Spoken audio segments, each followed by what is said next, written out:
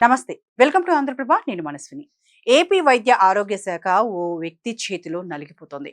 రాష్ట్రంలో ప్రభుత్వ వైద్య కళాశాలలు, ఆసుపత్రులు వైద్య ఆరోగ్య శాఖ పరిధిలో మౌలిక సదుపాయాల కల్పనతో పాటు మందులు, సర్జికల్ సరఫరా, ఆరోగ్య పథకాల అమలుకు సామాగ్రి కొనుగోలు టెండర్లు వంటి కీలక విషయాలను నిర్ణయించే పొజిషన్లో ఉన్న వ్యక్తి తన స్వార్థంతో పనిచేస్తున్నాడు.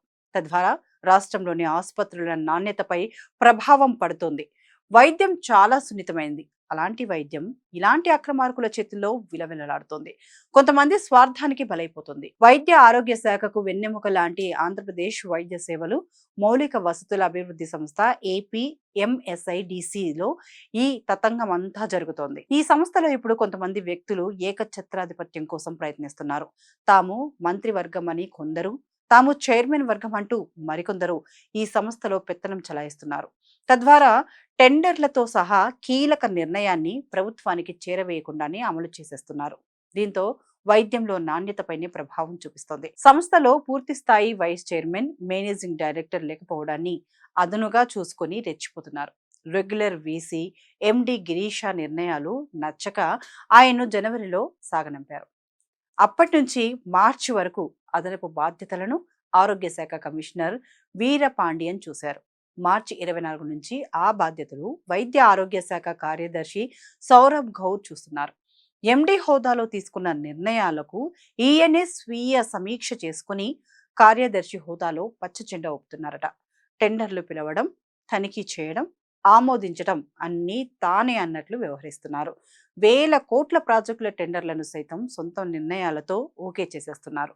రాష్ట్రంలో వైద్య శాఖ పాలన వ్యవహారాలు ఏపీఎంఎస్ఐడిసి ద్వారానే సాగాల్సి ఉండడంతో ఒకే వ్యక్తికి రెండు బాధ్యతలు ఎలా అప్పగిస్తారన్న వాదన వినిపిస్తోంది. ఏపీఎంఎస్ఐడిసిలో టెండర్లు దక్కేలా తనకు అనుకూలమైన వారికి కొన్ని వెసులుబాట్లు కల్పిస్తున్నారన్న ఆరోపణలు సైతం ఉన్నాయి. రేట్ కాంట్రాక్ట్లో ఉన్న పరికరాలకు పర్చేసింగ్ ఆర్డర్స్ ఇవ్వడానికి వసూళ్లకు పాల్పడుతున్నారు. గతంలో ఆసుపత్రిలో ఐసీయూ వెంటిలేటర్ల ఏర్పాటుకు టెండర్లు పిలిచారు. డెమో పూర్తయి బిఎఫ్సిలో చేర్చి టెండర్ ఖరారుపై నిర్ణయం తీసుకోవాల్సి ఉంది. ఈ క్రమంలో మరోసారి ముందస్తు బీడ్కు అవకాశం ఇస్తూ గతంలో విఫలమైన వారిని అర్హులుగా తేల్చడం విమర్శకులకు తావిచ్చింది. ఓ సంస్థకు మేలు చేయడానికే సడలింపు ఇచ్చారనే వాదన వినిపిస్తోంది. కావలసిన కంపెనీలకు మేలు చేసేలా అంతగా అవసరం లేని ఈఎన్టీ సిమ్యులేటర్లు మార్కెట్ ధర కంటే ఎక్కువ కొనుగోలు చేసే అంశము వివాదాస్పదమైంది. వీటికి తోడు 6 వైద్య కళాశాలల్లో 1.70 కోట్ల చొప్పున వెచ్చించి డిజిటల్ మెమోగ్రఫీ యూనిట్ల ఏర్పాటుకు అనుకూలమైన ఢిల్లీ సంస్థకు మేలు చేసేలా సింగిల్ బీడ్కు టెండర్ ఖరారు చేయడం విమర్శకులకు తావిచ్చింది. టీబీ పరీక్షలకు portable hand held chest x ray machine కొనుగోలుకు ఎన్హెచ్ఎం నుండి ఇండెంట్ వచ్చింది. ఈ టెండర్లో 5 బిడ్డర్లు పాల్గొన్నారు. అందులో 3 అర్హత సాధించారు.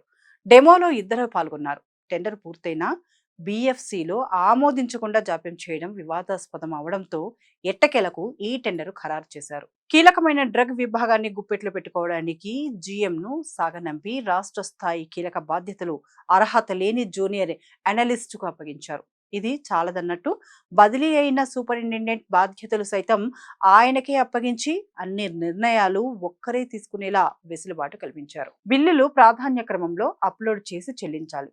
ముందుగా అప్లోడ్ చేసిన బిల్లులు పక్కన పెట్టి ఆ తర్వాత వచ్చిన తమకు అనుకూలమైన వారికి చెందిన వాటికి ఆమోదం తెలుపుతున్నారన్న విమర్శలు ఉన్నాయి. ఈ విషయంపై ఇప్పటికైనా కూటమి ప్రభుత్వం దృష్టి సారించాలి. బీజేపీ తరపున వైద్య ఆరోగ్య శాఖ మంత్రిగా ఉన్న సత్యకుమార్ యాదవ్ శాఖాపరమైన ప్రక్షాళన చేయాల్సి ఉంది. రాష్ట్ర ప్రజలపై ప్రత్యక్షంగా ప్రభావం చూపించే ఇలాంటి అంశాల పట్ల ఎక్కడా విమర్శలకు తావివ్వకూడదు. ఏదైనా అటు ఇటు అయితే తీవ్ర పరిణామాలకు దారితీస్తుంది. కాబట్టి ఇప్పటికైనా కూటమి ప్రభుత్వం చర్యలు తీసుకుంటే అటు ప్రభుత్వానికి, ఇటు ప్రజలకు మేలు జరుగుతుంది.